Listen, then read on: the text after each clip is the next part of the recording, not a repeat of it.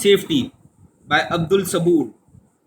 When Hussein's family and close relatives were killed in a bomb blast during a religious congregation, he was just 3 years old. As there was no relative to adopt him, he was sent to an orphanage called Darul Aman and then adopted by a childless couple. Professor Ali Raza and Sakina Begum brought him up with so much love that the dim memory of his real parents was obliterated from his mind in a few years, and he began to consider Professor Ali Raza and Sakina Begum as his real parents. Ali Raza's story was also a strange one. At the time of the fall of East Pakistan, his family lived in Dhaka. Ali Raza was in class 10 then. He migrated to Karachi after the tragic death of his family members at the hands of their fellow countrymen during the riots.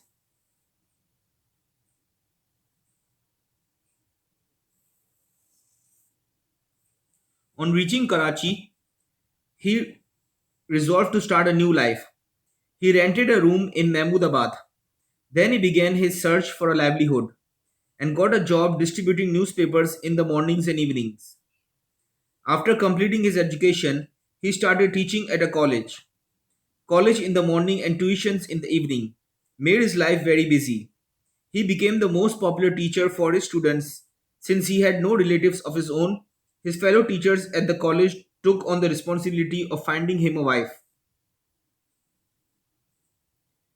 Thus, he married Sakina Begum, whose father, Aga Aurangzeb, had a cloth shop in Sadr, and their family lived in Aurangi town. When they remained deprived of the joy of parenthood, Ali Raza and Sakina Begum thought of adopting a child. It was in this way that Hussein came into their lives as their son.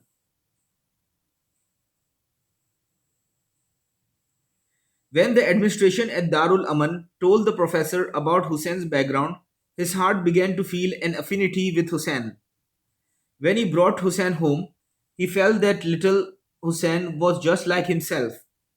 Ali Raza decided that he would leave no stone unturned in the upbringing of Hussein and would raise him as a man who had no hatred towards anyone and who was completely free from prejudice of color, race, language, and nationality. Sakina understood her husband's emotions and brought Hussein up in this way. 10 years passed in the twinkling of an eye, but these years did not bring any good news for Karachi. During this time, the city was besieged by bullets, bombs, death, destruction, riots, and crime. When the situation in the city became worse and blood began to flow, Ali Raza could not help but see the anguished scenes of the past being replayed like a film. Now 12 years old, Hussein was growing up amidst these circumstances. Today was the first day of his annual examination for class 6. When Hussein returned from school, he began to anxiously wait for his father. It had been his routine to give his father a report about each paper of his annual examinations. When the professor heard him relate the whole paper, he would say at the end, "Very good, my son, you will stand first in this paper."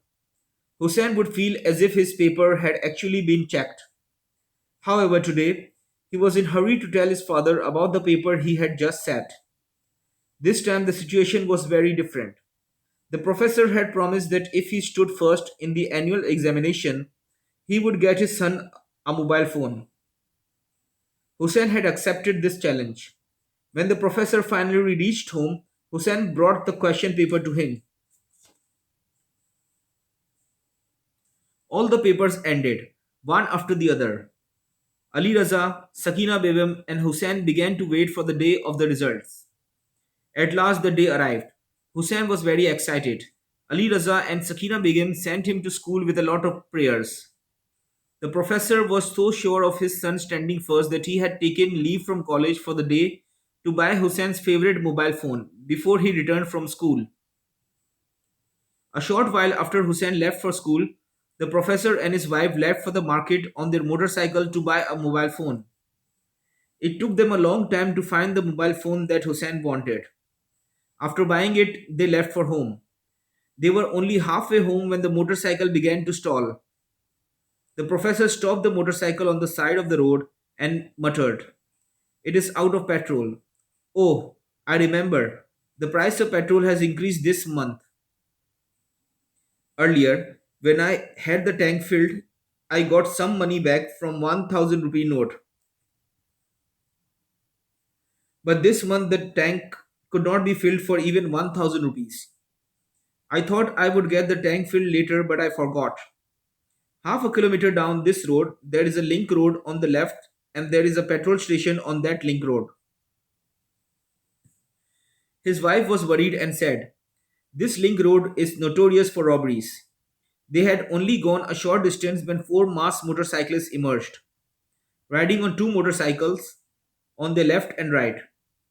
They showed their weapons and made the professor stop his motorcycle. One of the masked person asked his wife for her purse. She gave it to him without any resistance. The robbers were about to leave, but one of them caught sight of the shopping bag in her hand. He said, "What is in the shopping bag?" She said imploringly, "Please leave it. There is a mobile phone in it for my son." The robber got off his motorcycle very quickly and pounced on the shopping bag. Sakina Begum held the shopping bag to her chest, saying, "No, no." The professor shouted, "Sakina, let them take it. Give it to them." But his remaining words were stuck in his throat. The last sound he heard was the sound of a pistol being fired. Professor Ali Raza and Sakina Begum fell to the ground, severely wounded. The robbers escaped with their motorcycle, purse, and the mobile phone. Both were taken to hospital, but neither survived. Hussain, as usual, arrived home after receiving the honor of standing first. But a scene of misery awaited him. Aga Aurangzeb wanted to take the bodies of his daughter and son-in-law to Aurangi town, but at the request of the people of the area, he decided to have Professor Ali Raza and Sakina Begum buried in the Mahmudabad graveyard. Hundreds of people attended their funerals. Tears welled up in Hussein's eyes. Several years earlier, his world has been shattered in the same way, and he had been sent to Darul Aman. Once again, Hussein left his home, this time seeking safety in his maternal grandfather's home.